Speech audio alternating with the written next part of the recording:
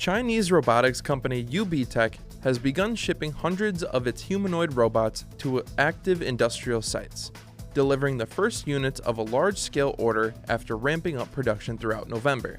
The company is positioning these robots to support partners that need reliable, human-like labor on assembly lines.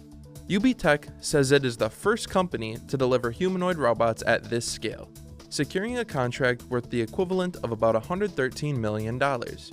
Its Walker series models, designed to move and operate similarly to humans, have attracted interest from a wide range of automation-focused industries. Automotive manufacturers including Geely Auto, BYD, and FAW Volkswagen are among the early adopters. The company plans to ship 500 Walker S2 units by the end of December and reports that it remains on schedule. Organizations requesting the S2 models are primarily seeking robots capable of 24-hour operation without constant human oversight. UBTech highlights the S2's battery system as one of its key advantages, as the robots can autonomously replace their own battery packs within minutes, minimizing downtime and reducing the need for human intervention.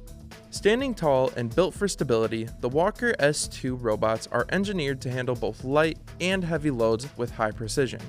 Their deployment marks a significant milestone for UBTech, which reports that humanoid robots now account for roughly 30% of its sales, a 10% increase from the previous year.